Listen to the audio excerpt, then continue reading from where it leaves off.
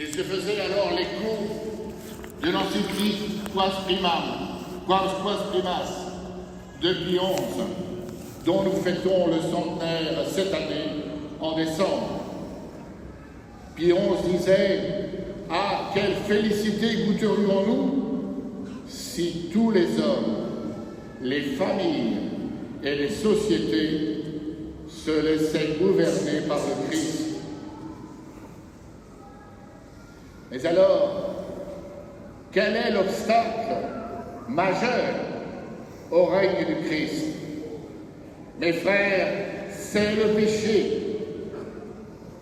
Et voici pourquoi, le 21 février 1858, la très sainte Vierge Marie, dirigeant au loin son regard, dit à sainte Bernadette qui lui demande la cause de sa tristesse.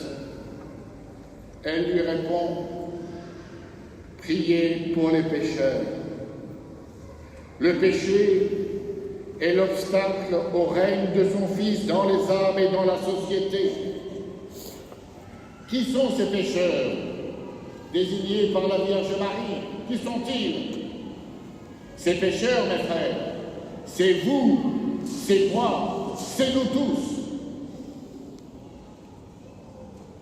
Le péché, mes frères, est une résistance ou une rébellion à la volonté de Dieu. Il met une distance entre Dieu et nous. Soit il fragilise le règne de notre Seigneur, soit il le détruit.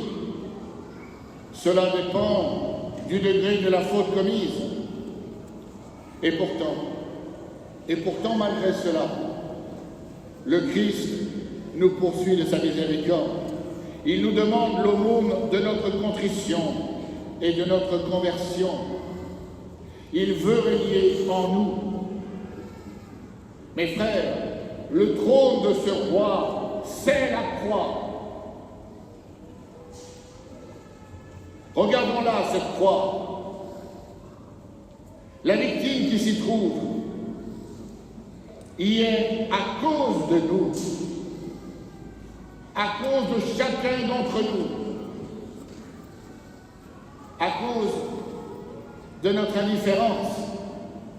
Mes frères, ce Christ, ce roi sur la croix, il a soif de nos âmes. Il veut régner en nous et sur la société pour notre salut. Mais comment travailler?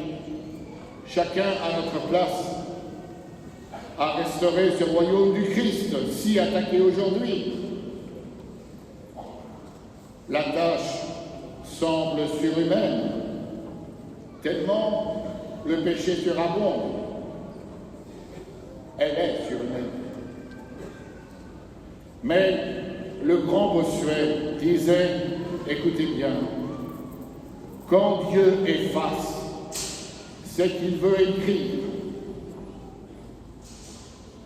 En ces temps difficiles que nous vivons, mes frères, Dieu veut écrire, mais il veut le faire avec chacun d'entre nous.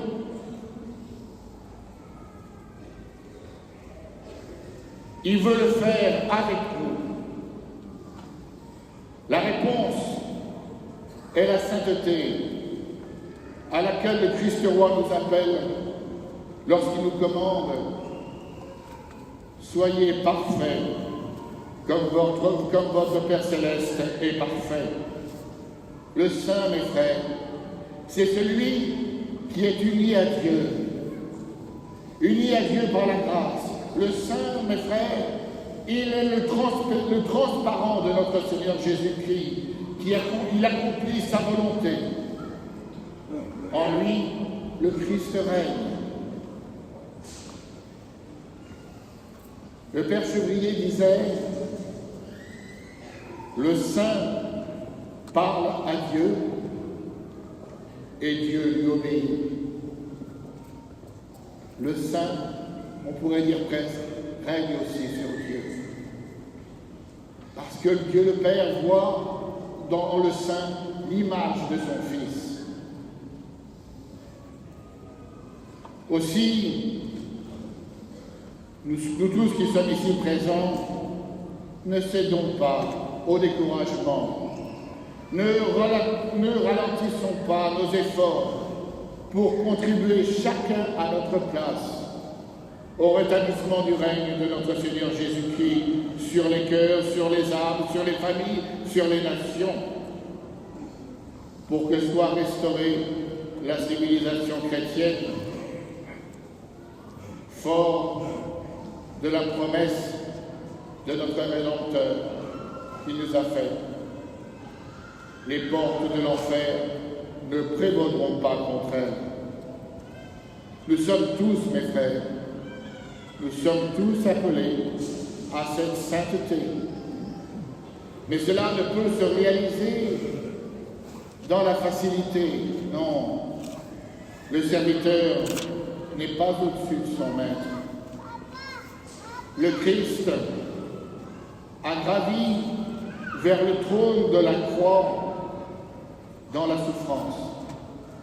Il nous demande de mettre nos pas dans les siens en portant notre croix quotidiennement, chaque jour. Lorsque la très sainte Vierge Marie disait à Sainte Bernadette « Je ne vous promets pas de vous rendre heureuse en ce monde », elle se faisait en fait l'écho de son fils qui disait « Vous aurez à souffrir dans le monde, mais ayez confiance.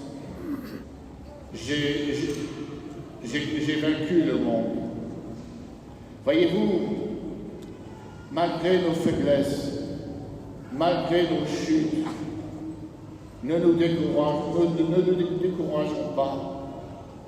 Dieu a vu notre Seigneur a vu chacun d'entre nous au moment de sa passion.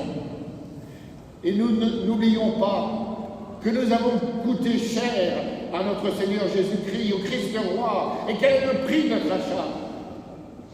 C'est son sang. C'est son sang. N'oublions pas ces paroles alors de saint Paul. Si nous souffrons avec lui nous régnerons. En venant à Lourdes, la très sainte Vierge Marie a voulu œuvrer pour le règne de son divin Fils. Par 3 fois, les 2, 3 et 25 mars, elle demanda la construction d'une chapelle. Pourquoi une telle insistance? Pourquoi n'a-t-elle pas simplement demandé de venir en procession à la grotte où elle est apparue? Pourquoi? Parce que dans une chapelle, mes frères, parce que dans une église, s'y célèbre la messe. S'y célèbre la messe. C'est par la messe que le Christ fait la conquête des âmes, qu'il les fortifie, qu'il les enflamme dans sa charité, comme il les a conquises sur la croix. C'est par la messe, mes frères, que sont distribués les fruits de la rédemption. C'est la messe qui a engendré les saints. C'est en assistant à la messe ou en vous unissant à cette messe, chers malades, que vous trouverez la force de porter votre croix. C'est la messe, mes frères, qui a fait la chrétienté, qui conquiert la société. La messe, elle nous unit au Christ roi. La messe, mes frères, elle est missionnaire. Don Guéranger, dans son explication de la messe, écrivait ceci. Écrivait que l'Antéchrist prendra tous les moyens d'empêcher la célébration de la Sainte Messe afin que ce grand contrepoids soit abattu. Et il termine en disant de manière prophétique, écoutez bien, à force d'empêcher les ordinations et de faire mourir les prêtres, le diable empêchera enfin la célébration du grand sacrifice, alors viendront les jours de malheur. Voilà peut-être, mes frères, voilà peut-être une explication aux tribulations dont souffre l'Église et la société aujourd'hui. C'est la messe, mes frères, c'est la messe qui a fait la chrétienté. Sa disparition la détruirait. Mais nous savons que notre Seigneur a dit « Confiance, petit troupeau, j'ai vaincu le monde ». Nous avons une confiance sans borne dans le Christ roi et en la Reine du ciel. Mais mes frères, vous le savez, il n'y a pas de messe sans prêtre. Le Christ ne peut régner dans les âmes sans ceux à qui il a confié ses pouvoirs. Le sacerdoce catholique est intimement lié au règne du Christ roi. Aucun d'entre nous ne serait ici aujourd'hui sans l'aide de prêtres, sans l'aide d'un prêtre qui nous a accompagnés par les sacrements et par son enseignement. Aussi, il est tellement important pour nous, prêtres, plus qu'hier, d'être de saints prêtres, parce que de la sainteté du prêtre dépend la soif des âmes, dépend son désir de convertir les âmes. Voilà pourquoi il faut prier pour les prêtres. Voilà pourquoi il faut prier pour leur persévérance. Mais, permettez-moi de m'adresser aux jeunes gens ici présents. Répondez à notre Seigneur s'il vous appelle à son service. Si c'est le cas, n'oubliez pas que si c'est le cas de votre réponse, affirmative ou négative, dépend le salut de centaines ou de milliers d'âmes. Aussi, comme cela vous a été dit hier à la messe, éloignez-vous de tout ce qui peut vous rendre sourd à cet appel ou vous en détournez. Détournez non seulement de la vie sacerdotale, mais aussi de la vie religieuse. Le règne du Christ, le règne du Christ roi, a besoin pour s'étendre non seulement de prêtres, mais aussi de religieux, de religieuses, qui par leur consécration, par leur prière, leur dévouement, leur enseignement auprès des enfants, par leur sacrifice, unis par la communion des saints, soutiennent l'apostolat des prêtres. Aussi, je le répète, chers jeunes gens, répondez présent. Si on ne trouve pas des vocations parmi vous, je ne sais pas où on les trouvera.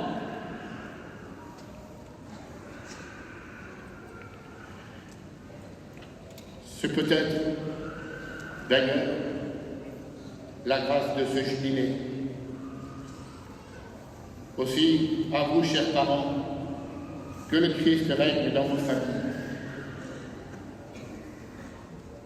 Priez pour que des vocations religieuses et sacerdotales se lèvent dans vos foyers.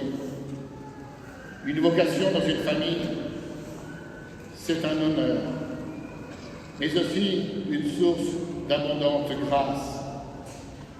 Je vous assure, chers parents, ce sera une pierre précieuse sur vos couronnes dans l'éternité, en récompense de l'éducation que vous avez donnée à vos fils et à vos filles.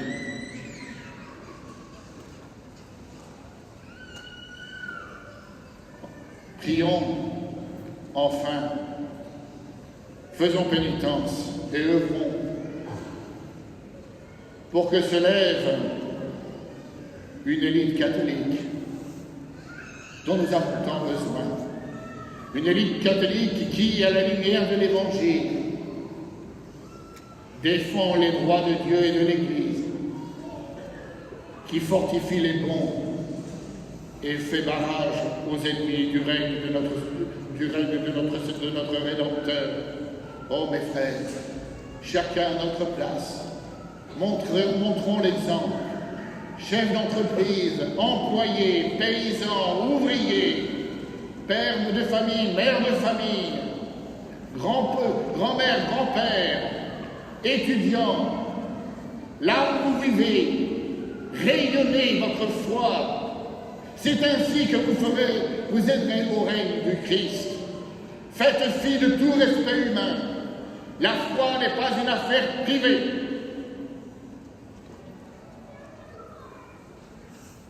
Quand cette année jubilaire, le Christ et la Reine du ciel, Notre-Dame de Lourdes, règnent en chacun de nous et autour de nous, qu'il nous comble de grâce, qu'il nous envoie de belles vocations et sauve la société et la Sainte Église. Mes frères, vive le Christ roi, vive la Reine du ciel, ainsi soit-il. Au nom du Père, du Fils et du Saint-Esprit, ainsi soit-il.